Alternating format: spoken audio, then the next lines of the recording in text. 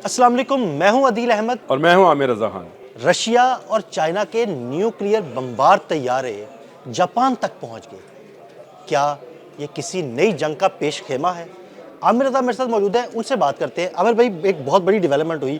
Russia और China के nuclear bomber तैयारे उन्होंने उड़ान भरी और जापान के इर्द गिर्द चक्कर लगाते रहे। ये क्यों हो रहा है? ये आखिर किसी बड़ी जंग की तरफ जा रहे हैं?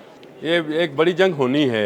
मैं आपको एक बात बता दूं कि ये जो इलाका है जहां पर ये त्यारों ने प्रवास की है, स्ट्रेटजिक 95 ये त्यारों का नाम है और ये न्यूक्लियर बम्बारमेंट के लिए इस्तेमाल होते हैं। ये कोई मामूली बात नहीं थी, ख़ासकर जापान के लिए। असल में बहुत अरसा पहले मैंने एक बात कही थी कि दुनिया जो जंग की भट्टी में है वो दहक रही है, लेकिन दहक कहाँ रही है, ये बहिरा जापान और चीन के मबैन है। यहाँ पर जो है ये फार ईस्ट का इलाका है। इस इलाके में ये भट्टी दहकना शुरू हो गई है और आहिस्ता आहिस्ता इसमें तेज़ी आती चली जाएगी। हुआ ये कि रोनाल्ड रेगन नामी एक अमेरिकन त्यारा बरदार जहाज़ जो है उसको भिजवाया गया जापान की मदद के लिए। क्यों भिजवाया गया? ये तनाज़ा बहुत बड़ा है। तनाज़ा ये है कि तेल और गैस के वसी ज़खायर उस समुंदर में मौजूद हैं जिस पर दावा है जापान का, जिस पर दावा है चीन का। ये जज़ायर हैं, इसके बारे में जापान कहता है कि जी 1895 से यानी 1895 से ये जज़ायर उनके कंट्रोल में थे। दूसरी जंग अज़ीम में जब जापान को शिकस्त होती है तो ये अमेरिका के कंट्रोल में आ गए। इनको जापानीज़ लैंग्वेज में सिंक्योक आइलैंड कहा जाता है और चाइनीज़ जो हैं इनको डो आइलैंड कहते हैं। 1972 में अमेरिका जो है जापान के हवाले करता है ये जज़ायर और ये कहता है कि जापान इस पर अपना कंट्रोल बना जाइए। इसके लिए एक मुआहदा किया गया था जिसको ओकिनावा मुआहदा जो है ट्रीटी कहते हैं। उसके तहत ये जज़ायर जो हैं ये जापान के कंट्रोल में दिए जाते हैं। चीन इस पर जो है एहतजाज करता है। चीन कहता है कि ये सदियों से यानी 1895 से नहीं, हज़ारों सालों से ये चाइनीज़ जो हुकूमत थी, बादशाहत थी, उसके ज़ेर कंट्रोल इलाका था। यहाँ पर उनकी कश्तियाँ माहीगीरी किया करती थी और उनके पास ये सैकड़ों आपको पता है कि दुनिया में सबसे कदीम अगर किसी के पास अपनी लिविंग हिस्ट्री मौजूद है तो चाइना है। बिल्कुल ऐसे ही। और ये हिस्ट्री जो है ये आज भी अहराम मिस्र को छोड़ दें और एक अहराम मिस्र को कभी फ़िरौन के साथ ना मिलाइए कीजिए, वो और तहजीब थी जिसने वो बनाए थे, उस पर बात कभी करते हैं। लेकिन ये मामला जो है कि चीन के पास डॉक्यूमेंटेड हिस्ट्री है अपनी, यानी लिखी हुई तहरीर शुदा, चाहे वो रेशम पर है, चाहे खाल पर है, चाहे वो दरख्त की छाल पे है, लिखी हुई तहरीर जो है अपनी तारीख की वो उनके पास है, नक्शे उनके पास मौजूद हैं। चाइनीज़ इस मामले में बहुत इसको कहते हैं कि वो तेज़ रहे हैं और उन्होंने उनके पास वो सारी चीज़ें मौजूद थी। 1972 से पहले 1970 में चीन ने दावा किया कि ये ड्याओ आइलैंड हैं और ये ड्याओ आइलैंड उनकी जो चेंकिया शक एक बादशाह गुजरे हैं उनकी जो डायनेस्टी है उसके ज़ेरे कंट्रोल इलाका था, लिहाजा ये हमारा इलाका है, ये हमें दिया जाए। इस इलाके की अहमियत अदील भाई ये है कि इसमें खलीज फारस से ज़्यादा तेल और खलीज कतर से ज़्यादा गैस मौजूद है।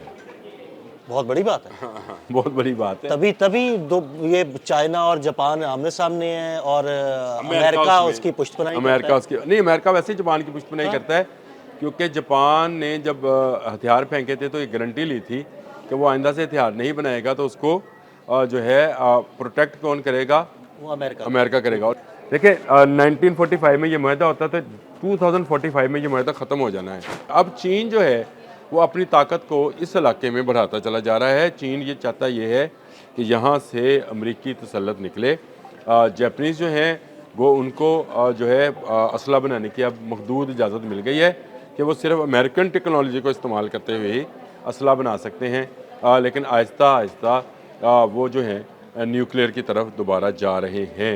वो सबसे पहले और सबसे आखिर में यही शिकार हुए थे न्यूक्लियर बम का जापानीज़, लेकिन अब वो उनको भी इजाज़त दी जा रही है और उसमें बहाना ये बनाया जा रहा है कि शुमाली कोरिया जो है वो इसके साथ शामिल है। चीन ये समझता है कि जब अमेरिका जो है जापान की मदद कर रहा है तो उसे शुमाली कोरिया की भी मदद करनी चाहिए और उसे अपने जज़ायर भी वापस लेने चाहिए।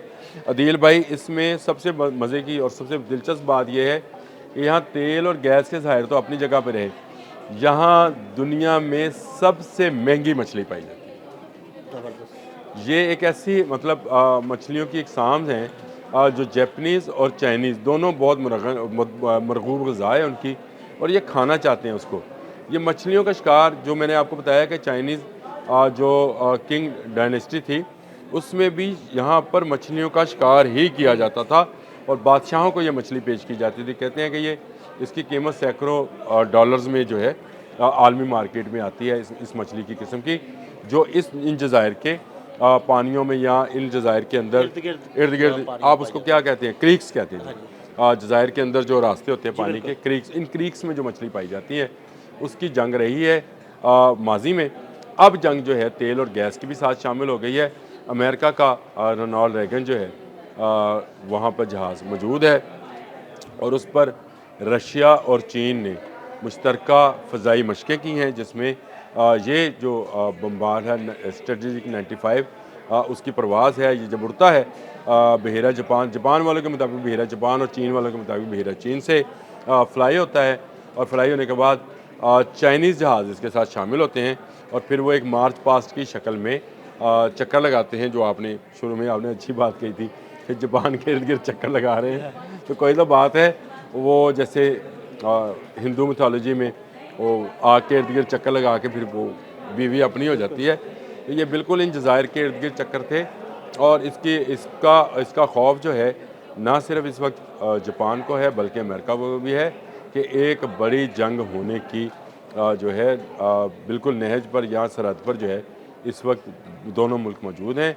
किसी वक्त ये जंग जो है अगर दहकी तो बहुत शदीद दहकेगी, अगर ये लावा फटा तो इसकी लपेट में तमाम ममालिक आएंगे। मैं फिर कह रहा हूँ, अगर ये लावा फटा तो इसकी लपेट में तमाम ममालिक आएंगे, कोई बच नहीं पाएगा, क्योंकि जापान और अमेरिका एक तरफ हो जाएंगे, रशिया, चाइना और शुमाली कोरिया एक जानब हो जाएंगे।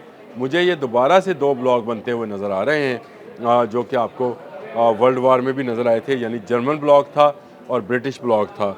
अब अमेरिकन और चाइनीज़ ब्लॉक्स हैं और ये अगर आपस में टकराए तो इसका मतलब ये होगा कि तीसरी आलमी जंग, और तीसरी आलमी जंग हुई तो ये दुनिया के ख़ात्मे का ऐलान होगा। ज़हन में बहुत शुक्रिया आमिर रज़ा जी। बिल्कुल, आमिर रज़ा ने बड़ी तफसील के साथ आपको इस मामले के बारे में बताया और ये भी बताया कि ये सारा मामला तीसरी आलमी जंग की तरफ बढ़ सकता है। अदील अहमद और आमिर रज़ा को इजाज़त दीजिएगा। अल्लाह हाफ़िज़। देखिए 1945 में ये माहदा होता था, 2045 में ये माहदा ख़त्म हो जाना है। अब चीन जो है वो अपनी ताकत को इस इलाके में बढ़ाता चला जा रहा है। चीन ये चाहता ये है कि यहाँ से अमरीकी तसल्लुत निकले